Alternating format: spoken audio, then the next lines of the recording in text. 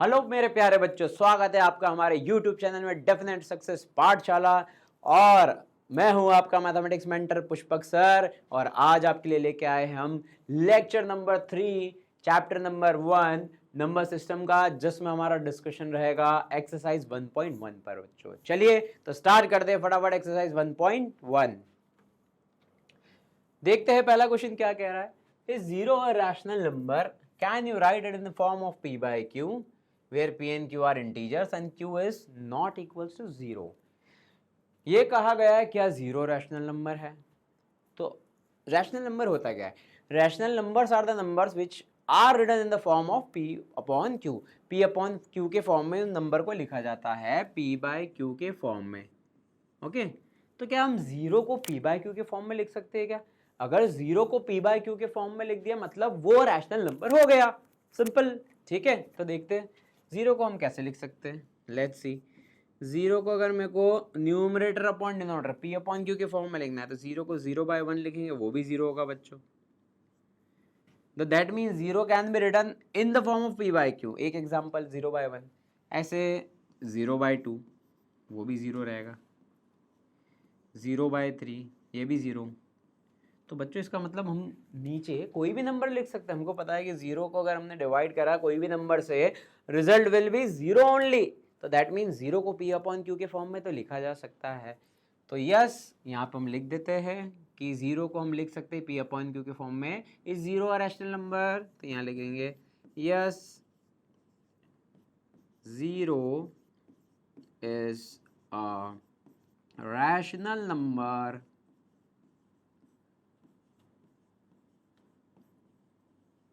ये बात हो गई। जीरो एक रैशनल नंबर है। क्यों है? Because we can write it in the form of p upon q। Because we can write it in the form of p upon q। ठीक है बच्चों, ये हो गया।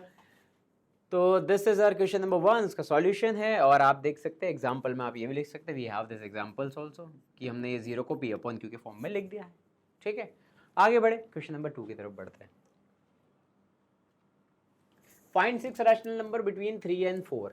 3 और 4 के बीच में हमको 6 रैशनल नंबर ढूंढने हैं। तो हमने क्या सीखा था भाई, हमारा जो थ्योरेटिकल लेक्चर था बच्चों, वहां पे क्या सीखा था कि जितने रैशनल नंबर निकालने उनको हम बोलते थे कि n, और जिनके बीच निकालने हैं, यहाँ किसके बीच, 3 और 4 के बीच में निकालने हैं, जिनके बीच निकालने हैं उसको हम मल्टीप्लाई और डिवाइड करेंगे किससे? n जो है जितने रैशनल नंबर है उनसे एक ज्यादा, तो n प्लस 1 से मल्टीप्लाई और डिवाइड करेंगे। जैसे यहाँ पे 3 है तो 3 को n प्लस 1 से मल्टीप्लाई करा, n प्लस 1 से डिवाइड करा। उस तरह से 4 के लिए भी कर देते बच्चों, multiply by n plus 1 divided by n plus 1। Let's see क्या मिला हमें। तो अगर हम यहाँ पे देखें तो हमें क्या मिलता है, तो n तो हमारा बच्चा 6 है, n तो 6 है, तो ये हो जाएगा 3 इंटू 6 प्लस 1, तो बच्चा यहाँ 7 से मल्टीप्लाई 7 से डिवाइड। और इसी तरह से 4 की अगर बात करें तो 4 इंटू 6 प्लस 1 7 से मल्टीप्लाई 7 से डिवाइड। तो फाइनली हम देखें यहाँ पर आ गया ये 21/7 और ये आ गया बच्चों 28/7। तो हमने क्या करा बच्चा, हमने हमारे ओरिजिनल नंबर जो 3 और 4 है जिनके बीच में रैशनल नंबर निकालने थे उनका फॉर्म बदल दिया है। उनका फॉर्म बदल गया। देखो 21/7 कैंसिल होता है, ये 3 है भाई। 3 को आप ऐसे भी लिख सकते हो 21/7, 4 को आप ऐसे भी लिख सकते हो। 28/7 करोगे तो 4 आएगा ना बच्चा, 4 को आप 28/7 भी लिख सकते हो। अब इनके बीच में इजीली हम नंबर्स लिख सकते हैं, इसलिए हमने ऐसा करा। देखो 21 और 28 दोनों के डिनोमिनेटर 7 7 सेम है, तो इनके बीच में नंबर लिखे 21 और 28 के बीच में। तो वी हैव 22/7, 23/7, 24/7, 25/7, 26/7, 27/7 and finally we have got our answer. तो आप देखो ये हमने 6 रैशनल नंबर लिख दिए दोनों के बीच में। समझ में आया? ठीक है, तो दिस इज द वे कि जितने रैशनल नंबर आपको निकालने हैं, जैसे इस केस में 6 निकालने थे उसको हमने n ले लिया, और एक बड़ा नंबर n+1 से, जो भी हमारे नंबर है 3 और 4 इनके बीच में निकालना है, तो उनको मल्टीप्लाई एंड डिवाइड कर दिया n+1 से, तो ओरिजिनल नंबर का फॉर्म रूप बदल जाता है और इजीली हम यहाँ नंबर्स लिख सकते हैं, रैशनल नंबर लिख सकते हैं। Okay, done with this question. आगे बढ़े, क्वेश्चन नंबर 2 डन। आगे बढ़ते हैं question number 3। Find 5 rational numbers between 3 and 5। तो बच्चों जैसा कि हमने कहा था, क्या कहा था कि ये जो रैशनल नंबर जितने निकालने वो हमारा n हो गया, तो n इस केस में बच्चा 5 हो गया, तो बच्चा n+1 क्या होगा, 5+1 n+1 6 हो गया। तो दैट मीन्स 3/5 जो है इसको हम n+1 से मल्टीप्लाई n+1 से डिवाइड करेंगे। सिमिलरली 4/5 है, n+1 से मल्टीप्लाई करने का, n+1 से इसको डिवाइड करने का बच्चा क्या मिलता है देखते हैं।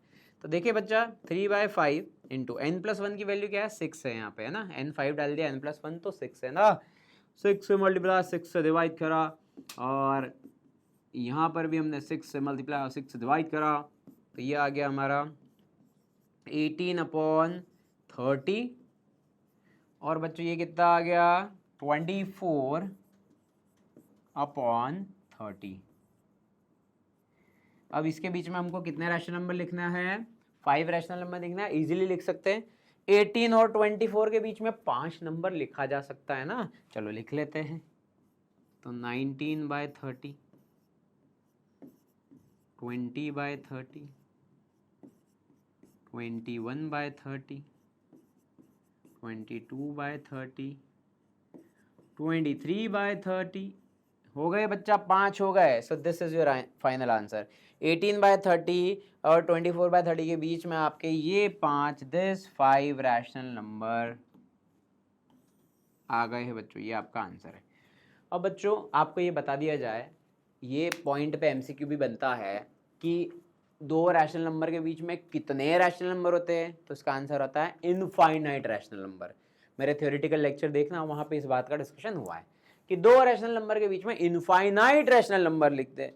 तो यहाँ पर तो हमने 5 ही लिखे, तो ये भी हो सकता है, ये भी पॉसिबल है कि भाई दूसरा जो बच्चा है उसने और कोई 5 लिखे होंगे, तीसरा जो बच्चा है उसने और कोई 5 लिखे होंगे, तो आंसर सबके अलग अलग हो सकते हैं। पॉसिबिलिटी है कि आंसर सबके अलग अलग हो सकते हैं, बट ये एक निकालने का तरीका है, और जो बच्चा ये तरीका फॉलो होगा तो उनके तो आंसर यही आएंगे, एग्जैक्ट ये आएंगे बच्चा। बात समझ में आई आपको? चलो आगे बढ़े, क्वेश्चन नंबर 3 डन हुआ। क्वेश्चन नंबर 4 देखें। ओके, क्वेश्चन नंबर 4 जो है, state whether the following statements are true and false. True and false बताना है हमको। तो इस स्टेटमेंट्स के लिए हमने ये वेन डायग्राम बना के रखा है। इसे क्या बोलते हैं बच्चा, ये जो बनाया है इसको हम बोलते हैं वेन डायग्राम। इससे आप इजीली लर्न कर सकते हो, relations between two words easily आपको पता चल सकता है with the help of Venn diagram. Okay, theoretical lecture में डिस्कस करा हुआ है, बट हमने यहाँ पे भी बना दिया ताकि आप समझ सको। देखो कैसे, सबसे पहले हमने लिखा है सेंटर में, ये जो यहाँ पे सेंटर वाला सर्कल दिख रहा है नेचुरल नंबर का है। ओके, फिर हमको पता है कि नेचुरल नंबर होते हैं 1 2 3 4 5 6 काउंटिंग नंबर होते हैं, इसमें आगे एक 0 और आ जाता है तो ये होल नंबर बन जाते हैं। तो ये एक 0 और आ गया तो होल नंबर। तो हम ये कह सकते हैं इससे देख के कि नेचुरल नंबर का जो सर्कल है वो होल नंबर के सर्कल के अंदर है, तो all natural numbers are whole number. क्या कह सकते हैं, all natural numbers are whole number. लेकिन उसका उल्टा नहीं कह सकते, उसका उल्टा रिवर्स नहीं कह सकते। रिवर्स क्या, all whole number are natural number, ये नहीं कह सकते, ये गलत हो जाएगा। All whole number are natural number, क्या सारे होल नंबर नेचुरल नंबर होते हैं क्या? होल नंबर में तो 0 भी आता है, क्या 0 नेचुरल नंबर होता है क्या? नहीं, 0 नेचुरल नंबर नहीं होता है। तो बेटा all natural number are whole number, ये बिल्कुल सही स्टेटमेंट है। क्यों? क्योंकि नेचुरल नंबर का सर्कल मैंने होल नंबर के सर्कल के अंदर डाला हुआ है। आप वेन डायग्राम के थ्रू याद करने की कोशिश करें रिलेशन। फिर होल नंबर का सर्कल इंटीजर के अंदर है तो all whole number are integer. Integer का सर्कल रैशनल नंबर के सर्कल के अंदर है तो all integer are rational number. क्या ये सारे रिलेशंस क्लियर हो गए? अब यहाँ पे आते हैं, every natural number is a whole number. तो बच्चा यहाँ पर हम रिलेशन देखते हैं नेचुरल नंबर और होल नंबर के बीच में। ओके, इधर आ जाओ। तो अभी हमने यहाँ पे क्या पढ़ा था, नेचुरल नंबर का सर्कल जो है होल नंबर के सर्कल के अंदर है तो all natural number are whole number या every natural number are whole number. तो यहाँ वही लिखा है क्या, every natural number is a whole number, बिल्कुल सही। तो ये हो गया हमारा ट्रू, सही स्टेटमेंट, बिल्कुल सही जवाब, ट्रू। सेकंड देखें, integer is a whole number, integer और होल नंबर में रिलेशन देख लेते हैं।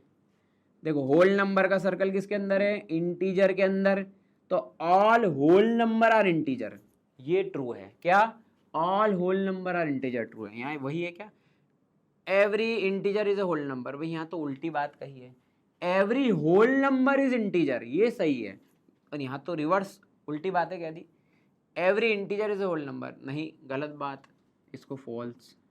भाई सारे इंटीजर होल नंबर थोड़ी होते हैं, जैसे कुछ इंटीजर मैं बताता हूँ आपको, -1, -2, -3, -4, क्या होल नंबर होता है, नहीं होते हैं ना, पता है हमको, फिर भी ये वेन डायग्राम से बहुत अच्छे से आप कंक्लूड कर सकते हैं। आगे बढ़े, every rational number is a whole number, क्या सारे रैशनल नंबर होल नंबर होते हैं क्या, वापस से यहाँ पे आ जाते हैं। होल नंबर का सर्कल किसके अंदर है, रैशनल नंबर के सर्कल के अंदर है, तो every whole number is rational number, every whole number is rational number, क्या ये देखिए यहाँ पे ये लिखा है every rational number is whole number, यहाँ पे यहाँ पे तो उल्टी बात लिखी है, reverse, every whole number is rational number सही होता है, every rational number is whole number ये सही नहीं है, सारे रैशनल नंबर होल नंबर नहीं होते। जैसे एग्जांपल एक रैशनल नंबर का लूँ तो -2/5, ये क्या होल नंबर है, नहीं है, नहीं है ना, या 3/7 ये रैशनल नंबर है, ये क्या होल नंबर है, नहीं है।